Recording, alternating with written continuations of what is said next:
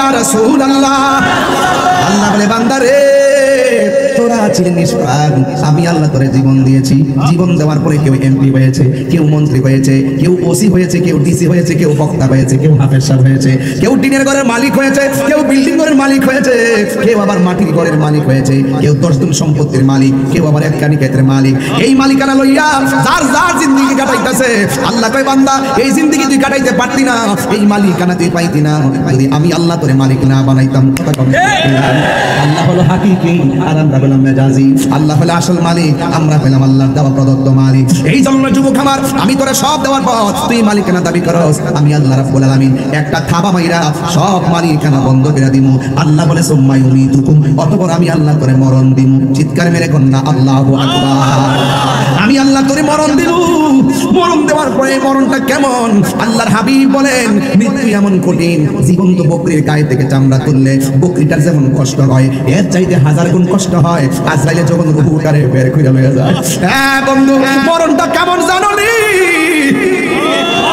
ভাই মরণের সময়, রুহু নেওয়ার সময় তো কষ্ট হয়, কিন্তু রুহুটা নেওয়ার আগেই কিন্তু আরেকটা কষ্ট আছে। এই কষ্টটা আমার নবী বলেন রুহু নেওয়ার চাইতে আরো বেশি কষ্ট।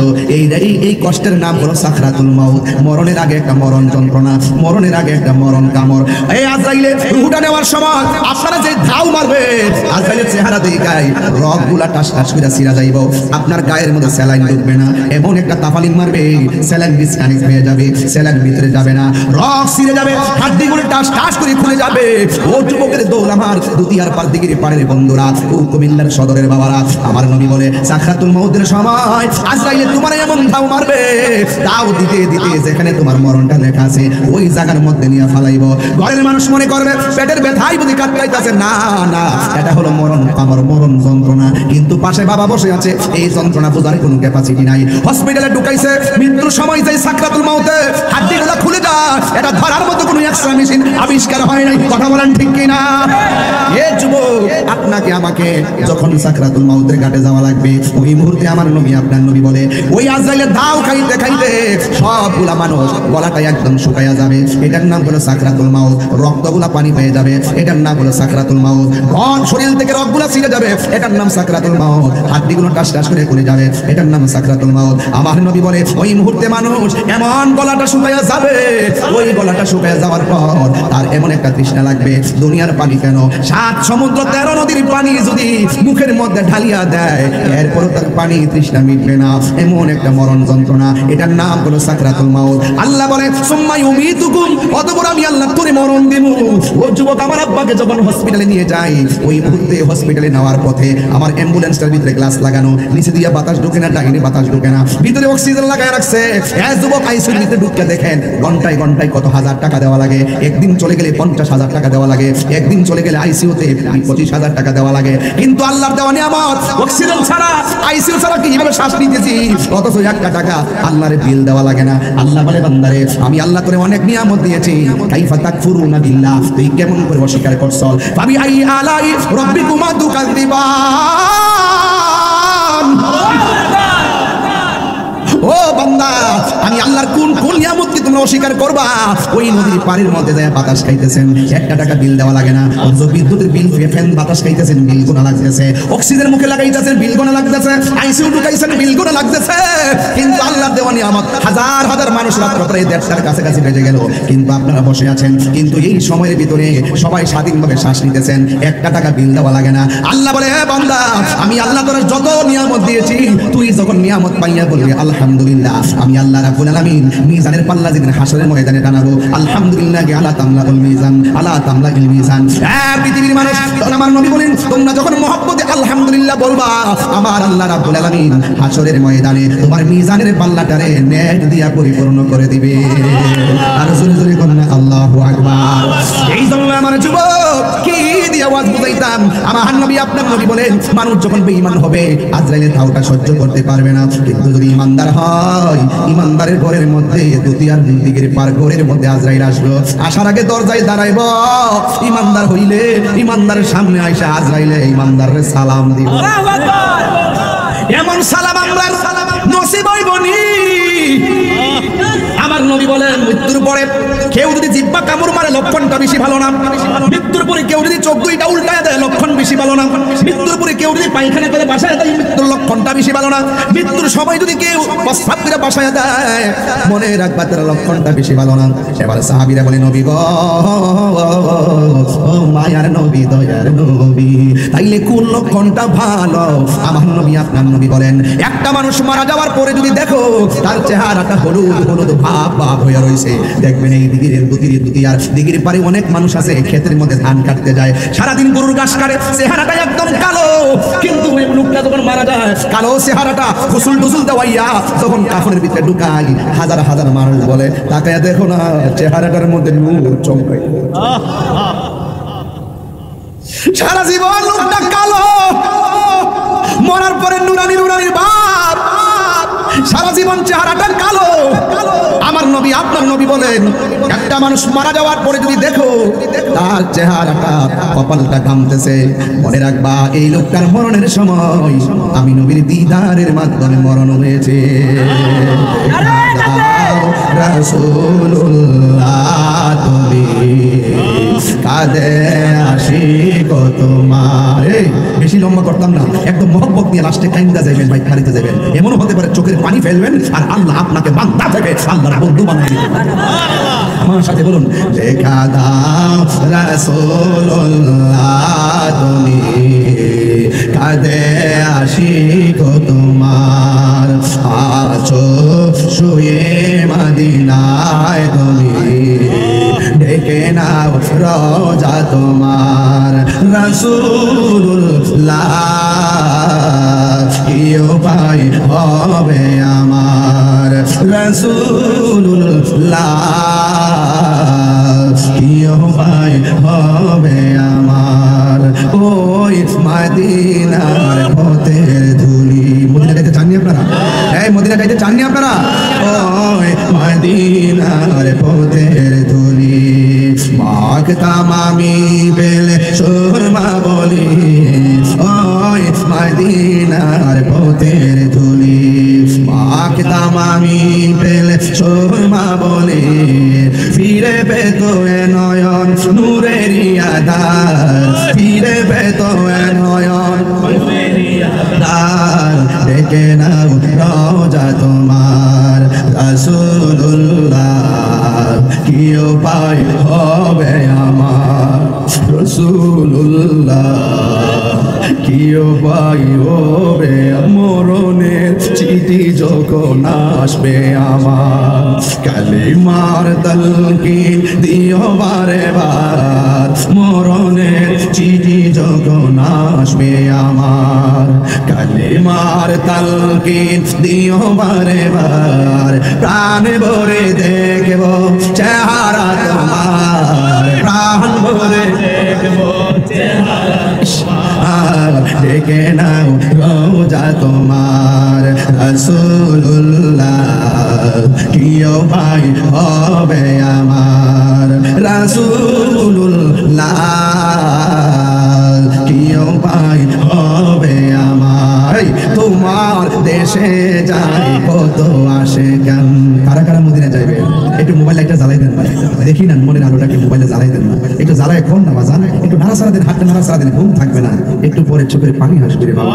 এই আসবে বুঝিলে একটু পরে একটু মোবাইল লাইটটা জ্বালাই দিয়ে বলেন তোমার দেশে যাই কত আসে গান, দম পড়ে আছে বাংলায় তান, তোমার দেশে যাই কত আসে গান, দম পড়ে আছে বাংলায় তান, যেতে পারলাম না আমি দেশেতে তোমার, যেতে পারলাম না আমি দেশেতে তোমার, ডেকে নাও রোজা তোমার।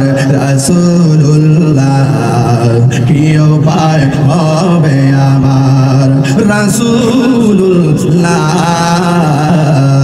কি উপায় হবে আমার, একটু লাইটটা অফ করে মনের লাইটটা জ্বালাইয়া জবানটা খুলে কোন ইয়া রাসূলুল্লাহ, এই আওয়াজে মানি না জোরে কোন ইয়া রাসূলুল্লাহ। একটু আগে গজল গাইছি, গজলে বলছি তোমার দেশে যাই কত মাসে কান, এই অধম পড়ে আছি বাংলায় স্থান।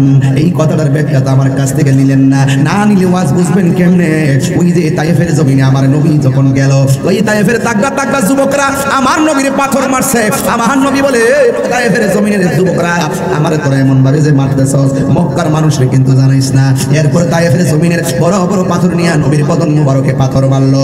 আল্লাহর হাবিবের বদন মুবারকে জীবনে কোনোদিন মশা মাছি বসে না, ওই বদন মুবারকে পাথর মারছে। ওই যুবকরা পাথর মারে, আর বাংলার যুবকরা রাত্র 1:30টার পরে বৈশা বৈশা আমার নবীর মহব্বতের গান গাই। কথা বলেন না ঠিক কিনা? আওয়াজ করে বলো ঠিক কিনা বাবা। আমি পরিষ্কার কথা বলতে চাই, একদম ডাইরেক্ট বলতে চাই, ওই তায়েফের জমিনে যুবক ছেলেরা আমার নবীকে পেয়ে পাথর মেরেছে। আমার নবীর বদন মুবারকে ওই উটের নারী বলে চাপিয়ে দিয়েছে, নবীর রক্ত মুবারক জড়িয়েছে, নবীর দন্ত মুবারক ভেঙেছে। আর ওই সময় যদি আমাদের দুনিয়ার দিগির পারের কুমিল্লার পোলাপাড়িগুলো তায়েফের জমিনে থাকতো, ওই যুবকদের পাথরের সামনে এই ছেলেগুলো পুতলা পাইতে দিত। আমার নবীর বদলে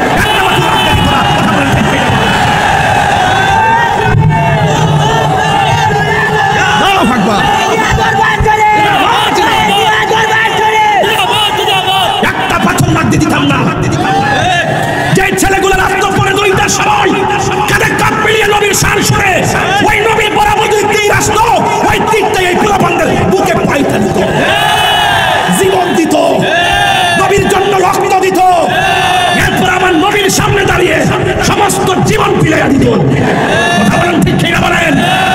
নারে তাকবীর, আল্লাহু আকবার, নারে রিসালাত, নূর নবী যেখানে, ওলি আল্লাহ যেখানে, আল্লামা পীর মুফতি গিয়াসউদ্দিন তাইনি সাহেব। আল্লাহু আকবার জোরে বলেন। আপনারা কি মনে এটাকে আছে তো ইনশাল্লাহ? এইরকম চিন্তা আছে তো ইনশাল্লাহ? আর না হলে রাত্রে 1:30টার সময় এভাবে বসে থাকতেন না। আমরা নবীর জন্য দেওয়া না। এই ছেলে তুমি দাঁড়াও, দাঁড়াও দাঁড়াও, ওয়াজ এখনো শুরু করি নাই, ভূমিকার মধ্যে আছি। আমি আপনাদের মন বুঝতেছি। যদি দেখি মনটা ঠিক আছে টাইম বাড়াবো, যদি দেখি ঘুম টানতেছে আস্তে করে শেষ করে দিব। তুমি বলো কত জুম্মা পড়ছো? গত জুম্মা পড়ছো? আর হাসেন কি লেগে? আমি কি এমনি দাঁড় করেছি? আপনারা আমার চিনেন না?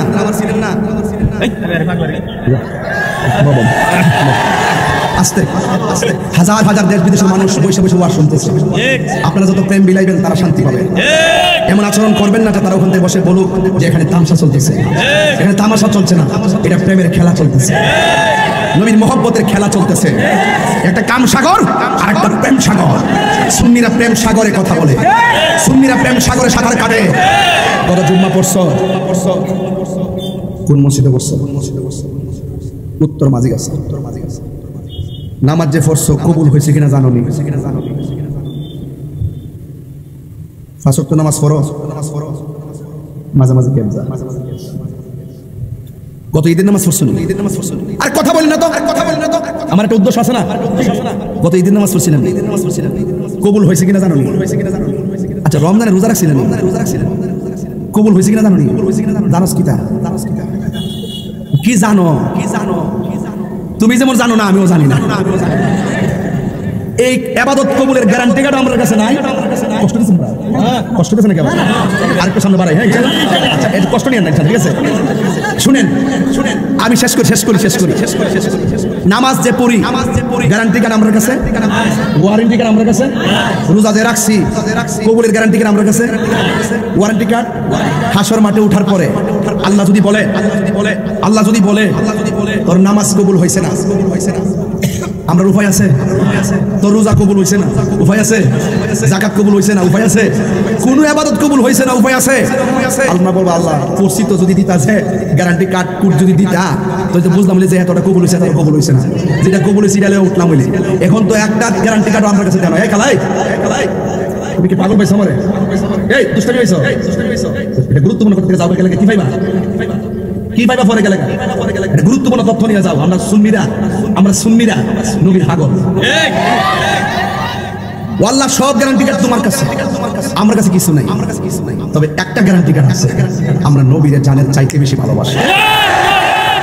তখন রাসূল বলেন আনতা মামান আহবাবতা, তুমি যারে ভালোবাসো তার সাথে তোমার জান্নাত। এই জন্য আমার নবী কবরে তিনটা প্রশ্নের মধ্যে একটা প্রশ্ন নবী। হাসরের মাঠে সব নবী নাফসি নাফসি, আমার নবী উম্মতি উম্মতি। আর ওই নবী নাকি বলে হাসরের মাঠে কইবো আমার নেকের পাল্লা ভারী হয়, বদের পাল্লা। নবীদের কি গুনাহ আছে? আর ইমানদারের দাম করে দেখেন না, ইমানদারের চোখের সামনে আজরাইল এসে কইবো আসসালামু আলাইকুম, আসসালামু আলাইকুম, আমি কি আসতে পারি? আসেন আসেন। আজরাইলে যায় মাথার কাছে বসবো, মাথার কাছে বসে আজরাইলের আঙ্গুল দিয়া চিরুনি বানায়া ইমানদারের মাথার চুল দিয়ে আশ্রয় দিব। এটা গুম গুম বাবাই বলি। তখন ওই মুহূর্তে আজরাইলে কানের কাছে মুখটা লাগায় কইব, ও আল্লাহর বান্দা, আল্লাহ তো ভাড়াইছেন তোমার রুহটা নিবার লাগে, কি তা কই? ইমানদার কইব দেরি করি না, তাড়াতাড়ি নেন, এই দুনিয়া আমার কাছে জেলখানা মনে হয়, তাড়াতাড়ি রুহটা নিয়ে যান, আমার নবীর সঙ্গে দিদারের জন্য মনটা পাগল হয়ে গেছে। এই জন্য আমার যুবক ভাইয়েরা ইমানদারের রূহ যখন নিয়ে যাবে তখন আমাদের দুনিয়ার দিকের পাড়ের গুরুস্থানে শোয়াইবার জন্য মানুষ গুরুস্থানে চলে যাবে। গুরুস্থানে যায় কবর একদম চোখের মধ্যে করে ভাসান, নিজের বাপের শোয়াই দিয়েছেন, মারে শোয়াইছেন, চোখে ভাসান, দেখবেন কাজ হয়ে যাবে। রাসূল বলছেন দিনে রাতে 24 ঘন্টায় যে 20 বার মরণের কথা খেয়াল করে, তার ওই দিন যদি তার মরণ হয়ে যায়, তার মরণটা শহীদের খাতায় লেখা হয়। খেয়াল করেন তাইলে বুঝবেন। এবার ডাক দিয়া বলে, যখন দুনিয়ার দিগির পরের মানুষ মারা যায়, ওই গুরুস্থানের ভিতরে 2-3 জন খোদাইল্লা কবর খোঁড়ার জন্য যাই। জবান খুলে কন, কবরটা কি আসল ঘর না নকল ঘর? ওই ঘরের কোদাল দিয়ে মাটি করে বাঁশের জারের বাঁশ থেকে বাঁশ কাটে। আর অনেক মানুষগুলো তারে গোসল দেওয়ার জন্য সুন্দর করে পরে পাতার গরম জল করা হয়। এমন গরম পানি শরীরে দেয়, না গরম না শীত, গরম দিলে বড় কষ্ট লাগবে, শীত দিলেও কষ্ট লাগবে। এই জন্য কুসুম গরম জল দিয়ে তারে গোসল করায়। এই দুনিয়ার জমিনে আম পাতা আছে, জাম পাতা আছে, কত পাতা আছে, কিন্তু বড়ই পাতার গরম জলটা কেন করে? বড়ই পাতা কেন দিয়ে পানিটা গরম করে? এই কথা দিয়ে কোনো মৌলবী কয় না। এই দুনিয়ার জমিনে কত কাপড় আছে, লাল কাপড়, নীল কাপড়, সাদা কাফন দিয়া কেন কাফনটা পরা হয়? এই কথা দিয়ে কোনো মৌলবী কয় না। গায়ের মধ্যে 3টা বান কেন দেয়? এই কথা দিয়ে কোনো মৌলবী কয় না। ও বন্ধুরে, ও যুবকের দল, যখন আপনাকে গোসল করাইতে নিয়ে যায়, চতুর্দিকে কাপড় টানাইয়া গোসল দেয়। আমার দেশের মধ্যে মানুষ মারা গেলে গোসল দিতে যায় না। এখানে যে মানুষগুলো আসছে, শতকরা 90% কাফনটা কেমনে কাফন লাগে সেটাও জানে না, আবার কেমনে গোসল করাইতে হয় এই নিয়মগুলো পর্যন্ত জানে না। শতকরা 80% বাবা মা মারা গেলে জানাজা পড়াইবার জন্য কোনো সন্তান আমাদের প্রস্তুত হয় নাই। কি হবে আমাদের জিন্দেগি দিয়া? ও মুরব্বী বাবা যদি সন্তানদের আলেম বানাইতে না পারেন, অন্তত নাতিটারে আলেম বানান, যেন নাতিরা আপনার জানাজার নামাজটা পড়াইতে পারে। এই যুবকের দল, ওই সময় অনেক পোলাপান দেখবেন গোসলখানায় ঢুকে না, গোসলখানায় না যাইয়া ডরে ডরে দূরে দূরে থাকে। আর আমি কিন্তু শখ করে গোসলখানায় যাইয়া পেটের মধ্যে যাইয়া চাপ দিয়া উঠাইয়া এমনি বসাইয়া, এইভাবে বসাইয়া, মৃত্যু ব্যক্তিদের এইভাবে বসাইয়া পেটের মধ্যে চাপ দেই। এর যখন পায়খানা রাস্তা দিয়া যখন পায়খানা বের হয়, মলমূত্র বের হয়, এই টিস্যু দিয়ে আমি মলমূত্রগুলো পরিষ্কার করে দেই। অথচ আমার দেশের পোলাপান এটা লজ্জা করে, আমার দেশের পোলাপান এটা ঘৃণা করে। আরে ভাই, ও মানিক চাচা মারা গেছে, তার পেটের মধ্যে চাপ দিয়া পায়খানা বাইরিছে, আপনি ঘৃণা করেন কেন? নিজে টিস্যু দিয়ে পরিষ্কার করে দিবেন, নিচে গামছা দিয়ে পরিষ্কার করে দিবেন। একবার কি ভাবেন না মানিক চাচার মতন অবস্থা আপনারও হবে? আপনি যদি একজনকে মহব্বত কইরা পায়খানা পরিষ্কার করে দেন, একদিন আপনি যখন মারা যাইবেন, আপনার পায়খানা পরিষ্কার করে দেওয়ার জন্য হাজার মানিক মিয়া অপেক্ষা করবে। কথা কোন ঠিক কিনা? এই জন্য দেখেন, দেখেন গোসল করার সময় এইভাবে নাকের মধ্যে তুলা দেই কেন? এই নাকের ভিতরে যেন পানি না পড়ে, কত মায়া। কানের মধ্যে তুলা দেই যেন কান দিয়া পানি না ঢুকে, কত মায়া। গরম পানি দেয় না, কুসুম গরম জল দেয়, কত মায়া। দেখবেন আপনি কোনোদিন ঘাড়ের মধ্যে ভারী নেন নাই, আমিও কোনোদিন ভারী নেই নাই, কিন্তু মানুষটা মারা গেলে লাশের খাটটারে কান্দে নেওয়ার জন্য মানুষ পাগল হয়ে যায়, কত মায়া। কোনো মানুষ দেখবেন হাজার ব্যস্ত থাকলেও হাজার মাঠটা মানুষে কানায় কানায় ভরপুর হয়ে যায়, তার শেষ বিদায় দেওয়ার জন্য কত মায়া। কবরস্থানে নেওয়ার সময় দিল মাইরা কবরে ফালায় না, 2-3 জন এমন ভাবে মায়া কইরা ধইরা আস্তে আস্তে কইরা মাটির মধ্যে শুয়াইয়া দেয়, কত মায়া। আবার বানগুলা আস্তে করে ডিল করে দেয়, কত মায়া। কবরে মাটি দেওয়ার সময় আস্তে করে ডিল দিয়া মাটি দেয়, কত মায়া। এইভাবে কবর দেওয়ার পরে আল্লাহ ডাক দিয়া বলে, ও ফেরেশতারা, আমার ইমানদারটা কবরের মধ্যে ঢুকে গেছে, দিন থেকে রূহটা নিয়ে আমার প্রেমিকের মুখে বডির ভিতরে ঢুকাইয়া দেয়। কিছুক্ষণ পরে আমার প্রেমিকের ইন্টারভিউ হবে। যখন কবরের ভিতরে রূহটা ঢুকাইয়া দিবে, সবাই বলে কবরে 2 জন ফেরেশতা আসবে। আমি আজকে দুটিয়ার দিকের পার বইলা দিয়া যাই, কবরের ভিতরে 3 জন ফেরেশতা আসবে। একটা ফেরেশতা আইসা আপনার ভিতরে রূহটা দিয়া যাবে। তখন আপনি সজাগ হয়ে যাবেন। ডানে তাকায়া দেখবেন মাটি, বামে তাকায়া দেখবেন মাটি, উপরে তাকায়া দেখবেন মাটি, নবী। ইমানদাররা বলবে কি ব্যাপার? এবার হঠাৎ করে দেখবে দুইজন কবরে নেমে গেছে। ইমানদারের ঘরের মধ্যে আজরাইল সালাম দিছে, ইমানদারের কবরের মধ্যে মুনকার নাকির সালাম দিবে। মুনকার নাকির সালাম দিবে, সালাম দেওয়ার পরে বলবে এইভাবে বডিটা তুললে বসাইবো, বসাইয়া বলবে আপনার কিছু প্রশ্ন করবো। এই ঠিক আছে, প্রশ্ন করুন। এক নম্বর প্রশ্ন করা হবে মার রব্বুকা, তোমার রব কেডা? সে বলবে রব্বি আল্লাহ, আমার রব হলো আল্লাহ। ওয়া মা দীনুকা, তোমার দিন কি? ফায়দিনিয়াল ইসলাম, আমার দিন হলো ইসলাম। আর একটা প্রশ্ন করবে ওয়া মা কুনতা তাকুনু ফি হাক্কি হাযার রাজুল, এই যে কবরের মধ্যে লোকটা বসে আছে এই লোকটা সম্পর্কে তুমি কি ধারণা করতা? ইমানদার বলো আরে এইটা তো সেই নবী যেই নবী বলছে আল্লাহ এক, যার কথায় আমরা আল্লাহর এক মানছি, তিনি হলেন আল্লাহর হাবিব। তখন ইমানদারে ফেরেশতারা ডাক দিয়ে বলবে সামনে তাকাও। ইমানদার সামনে তাকাইব, তাকায় দেখবে জাহান্নামের আগুন দাউ দাউ করে আল্লাহু আকবার, জাহান্নামের আগুন দাউ দাউ করে জ্বলতেছে। ইমানদাররা তখন ফেরেশতারা ডাক দিয়ে বলবে আপনি যদি উত্তর দিতে না পারতেন আপনার জন্য জাহান্নামের আগুন প্রস্তুত ছিল, আপনি উত্তর দিয়েছেন। এবার সামনে তাকায় দেখেন, তাকায় দেখবে জান্নাতের হাওয়া আসতেছে। আল্লাহ ডাক দিয়া বলবে ফেরেশতারা রে ফেরেশতারা, আমার প্রেমিকটা কবরে কেমনে এমন ভাবে মাটির বিছানায় থাকবে? তাড়াতাড়ি জান্নাতের ভিতরে যা। জান্নাত থেকে যাইয়া জান্নাতের একটা গাড়ি চাল হইয়া কবরে নিতে বিছাইয়া দে। ইমানদারের তল বিছনা বানাইয়া জান্নাতের গাড়িটা যখন বিছাইয়া দিব, ইমানদার তখন বিছানার মধ্যে শুইয়া যাইব।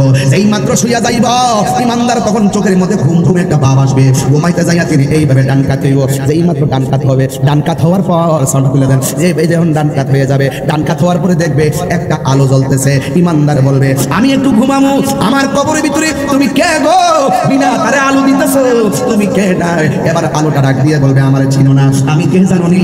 আমি বললাম তোমার দুনিয়ার সব নেক আমল। ওয়াবাশশিরিল্লাযীনা আমানু ওয়া আমিলুস সালিহাতি আন্না লাহুম জান্নাতিন তাজরি মিনহুল আনহার। তুমি আমার চিনো না, আমি হইলাম তোমার দুনিয়ার নেক আমল। এবার ইমানদার বড় খুশি হয়ে গেছে। ইমানদার তখন আমার বাম কাঁধে শুইব, বাম কাঁধে শুইয়া থেকে আরেকটা নূরের বাতি জ্বলতেছে, আরেকটা নূরের বাতি জ্বলতেছে। ইমানদারে বলবো তুমি আমার কেডা? তুমি কে গো? ওই আলোটা ডাইরেক্ট বলবে আমরা দুনিয়ার কোনো চাঁদের আলো না, আমরা দুনিয়ার কোনো সূর্যের আলো না। আমি কেডা জানো নি? আমি হইলাম তোমার দুনিয়ার কোরআন তেলাওয়াত। দুইজন দুই দিক দিয়ে আলো দিয়া দিব। ইমানদার কবরের মধ্যে ঘুমাইয়া যাইব।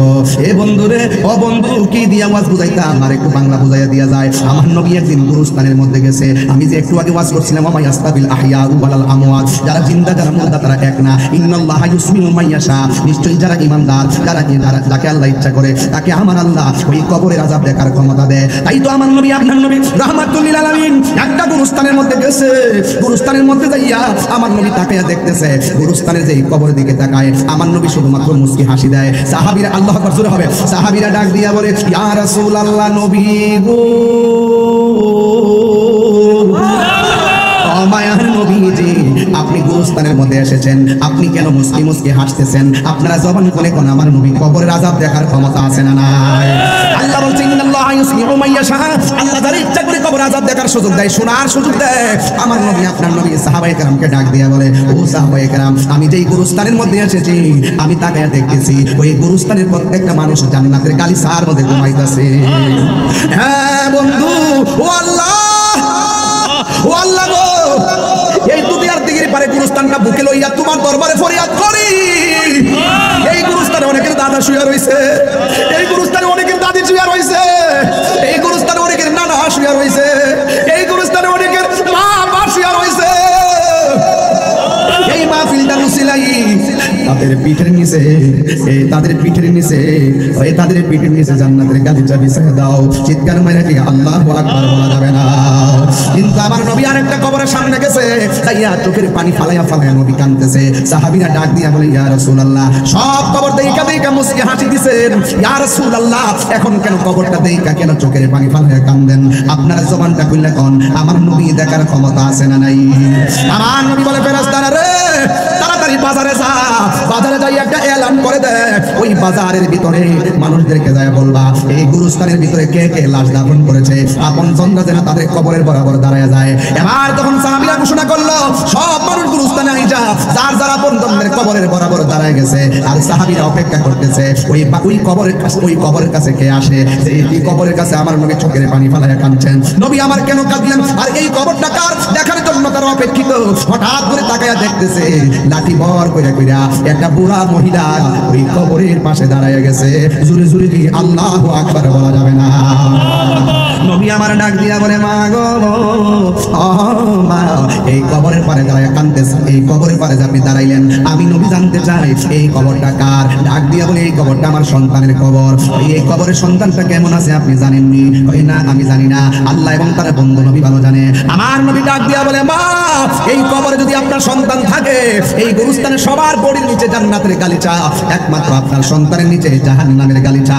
এই কথা যেই মাত্র মা তুমি শুনছে, শোনার পরে কান্না না কইরা মুস্কি মুস্কি হাসতেছে। নবী আমার ডাক দিয়া বলে মা, আপনি কেন হাসতেছেন? আমার সন্তান আযাবে আছে, আল্লাহ আমার বদদুয়া কবুল কইরা বাড়াইছে। এই সন্তানটা আমি 10 মাস 10 দিন গর্ভে ধারণ করেছি, আমি ঘুমাইয়ে গেছি, আমার সন্তান আমার পেটে লাথি দিছে, সারা রাত আমি কান্না মাত্র ঘুমাইলাম, কিন্তু আমি কাউকে কান্নার রহস্য বলি নাই। চোখের পানি মুছে মুছে আমি সামনে কথা বলতাম। খাবারের প্লেট নিয়ে বসছি, আমার সন্তান আমারে পেটের মধ্যে লাথি মারছে। ওই লাথি মারার পর আমার প্লেট আমি না খাইয়া রাইখা দিলাম, কিন্তু আমার সন্তানের এই কষ্টের কথা আমি বলি নাই। আমি তিলে তিলে সন্তানটারে প্রসব করাইলাম। প্রসব করার পরে আমার মানুষে বলছে প্রসব করার সময় নাকি আমি বেহুশ হইয়া গেছি। আমার জাদু মনিরে প্রসব করতে যাই আমি বেহুশ হইয়া গেলাম। আমার সন্তানটারে আমি যদি কোলে পিঠে কইরা আমি মানুষ বানাইলাম। সন্তান যত প্রতিষ্ঠিত হইতেছে, আমার বয়স হইতেছে, আমি বেকার হইয়া গেছি, আগের মতো আর আমি কাজ করতে পারি না। কিন্তু সন্তান যখন বুঝে হয়েছে, তখন সন্তান আমারে কষ্ট দেওয়া শুরু করেছে। কষ্টের মাত্রা এমন ভাবে বেড়ে গিয়েছে, আমি কষ্টের কথা কাউরে বলতে পারি নাই। শেষ পর্যন্ত কষ্টের পরিধি আমি দেয়ালে পিঠে গেছে। ওই মুহূর্তে আমি আল্লাহরে বলছি, আল্লাহ আমার সন্তানকে আমি এত মায়া করলাম, আমার সন্তান আমাকে কষ্ট দিয়েছে, আল্লাহ তুমি তারে কষ্ট দিও। আল্লাহ যে আমার বদদুয়াটা কবুল করছে, আমি ফাগুনের ডাকটা যে আল্লাহ শুনছে, এই জন্য আমি হাসতেছি। চিৎকার মেরে কি আল্লাহু আকবার বলা যাবে না? তার দ্বারা প্রমাণ হয়ে গেল মা বাবা বদদুয়া দিলে কবুল হয় কি হয় না? আরো জোরে বলা হয় কি হয় না? ওই মা বাবা বদদুয়া দিয়েছেন। এবার আমার নবী আল্লাহরে ডাক দিয়ে বলে আল্লাহ, মহিলাটা তো সন্তানের কষ্টের আওয়াজ শুনে নাই, মহিলাটা তো সন্তানের কষ্ট দেখে নাই, আমি নবী কষ্ট দেখেছি, তোমার কাছে ফরিয়াদ করি তুমি ওই মহিলাটারে সন্তানের আযাবটা দেখায়া দাও। এবার মহিলাটার সামনে সন্তানের আযাবের স্বরূপ উন্মোচন করা হলো। ওই মুহূর্তে মা তাকায়া দেখে সন্তানটা জাহান্নামের গালিচার মধ্যে পড়তেছে আর কাঁদতেছে। ওই কান্না দেখা মার পাথর মন নরম হইয়া গেছে, নরম হইয়া গেছে। নবীরে ডাক দিয়া বলে নবী গো, ও মায়ার নবী, আমি বদদুয়া দিলে যদি আমার সন্তানকে তো কঠিন শাস্তি দিব, আমি জিন্দেগি তো আমার সন্তানের জন্য আমি কষ্ট পেয়ে অভিশাপ দিতাম না। ও নবী আল্লাহরে বলেন না, আমার আল্লাহ যেন আমার জাদুমণির কবর আযাবটা হালকা করে দেয়, আমি আমার সন্তানটারে মাফ করে দিলাম। দেখছেন মা কেমন জিনিস? মা আমার আগে যেও না গো মরে, মা তুমি আমার আগে যেও না গো মরে, আমি কেমন করে দেব মাটি,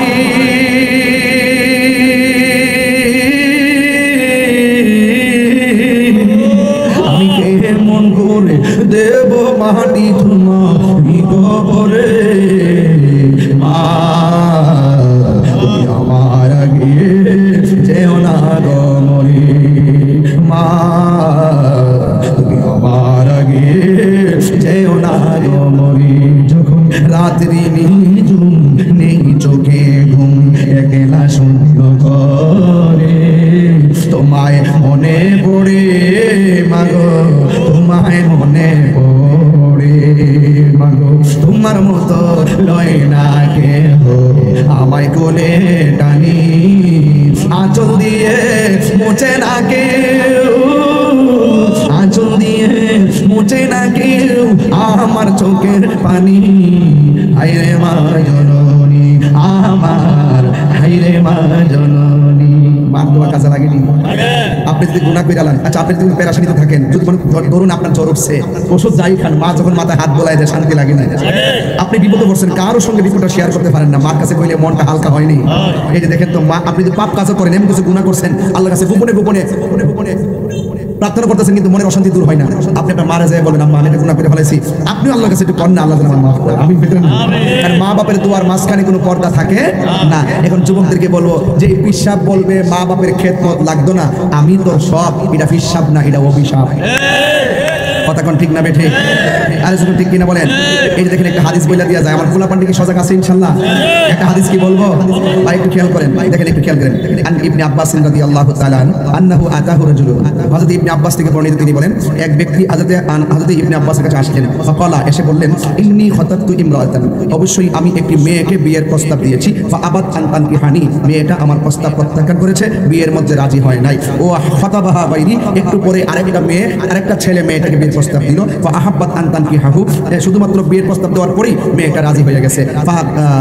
ফাগিরতু আলাইহা ফাকাতালতুহা, তখন আমি কি করেছি, এমন রাগান্বিত হয়েছি, রাগান্বিত হইয়া যে মেয়েটা আমার প্রস্তাবে রাজি হলো না, আরেকজনের প্রস্তাবে রাজি হলো, তখন আমি মেয়েটাকে হত্যা করেছি। হত্যা করার পরে আমি কি করেছি, তখন আমি না ফাহাল্লি মিন তাওবাতিন, আয়েশা বলতেছে, হে ইবনে আব্বাস, আমার জন্য তওবার কোনো দরজা কি খোলা আছে? ক্বালা ইবনে আব্বাস রাদিয়াল্লাহু আনহু বলেন, উম্মুকা হাইয়াতুন, তোমার মা কি বেঁচে আছে? ক্বালা শাবাব, মানে শাবাব যুবক বলল, লা, আমার মা বেঁচে নাই। ক্বালা ইবনে আব্বাস বললেন, তুব ইলাল্লাহি আযজা ওয়া জাল্লা, তুমি আল্লাহর কাছে তওবা করো, ওয়া তাকাররাব ইলাইহি মাস্তাতা'তা, যদি তুমি তওবা করো এমন আছে তোমার প্রচেষ্টার দ্বারা আল্লাহ নৈকট্য লাভ করতে পারো। ফাযাহাবতু ফাসআলতু, ওই হযরতে আতা ইবনে ইয়াসার বলতেছেন, এই যখন পৌঁছতা, ফাযাহাবতু, আমি গিয়েছি, ফাসআলতু ইবনে আব্বাসকে প্রশ্ন করেছি, লিমা সাআলতাহু আন হায়াতি উম্মিহি, ছেলেটা বলছে আমি একটা মেয়ে মেরে ফেলছি, আপনি বলতে পারেন যে আল্লাহর কাছে তওবা করো, আপনি কেন বললেন তোমার মা বেঁচে আছেনি? ফাকালা ইবনে আব্বাস রাদিয়াল্লাহু আনহু বললেন, ইন্নী লা আ'লামু আমালান আকরাবা ইলাল্লাহ, আল্লাহর কাছে এই আমলের চাইতে অতি উত্তম আমল বা অধিক আমল আমি এর ব্যাপারে এর চাইতে বেশি জানি না, ওই আমলটাই আল্লাহর কাছে গ্রান্টেড হয় যদি কোনো সন্তানের মাঝে মিন বিররিল ওয়ালিদা, যদি কোনো সন্তানের মাঝে মা বাবার মহব্বত থাকে। চিৎকার মেরে কন্যা সুবহানাল্লাহ। মানে বুঝাইছে তুমি যত পাপই করো, তোমার মার কাছে যাও, মার কাছে যাও, তোমার মা বেঁচে আসেনি, যাই এটা শেয়ার করো। তার মানে বোঝা গেল মা এবং বাবার দোয়ার মাঝখানে কোনো পর্দা থাকে না। ওই মা বাপের মনে কষ্ট দিয়া আমি তাহিরির সামনে বসে ওয়াজ শুনবেন, আপনার মতন শ্রোতা তাহিরির দরকার নাই। আমার বাড়িতে শৈল মাছ নিয়ে যাবেন আর বড় বড় গরু লয়ে যাবেন, আপনার মতন মুরিদ আমার দরকার নাই। এই জন্য যে পীর বলবে মা বাপের খেদমত লাগতো না, আমি তো সব, এটা পিসাব না, এটা সকালবেলার বাই ফেশা।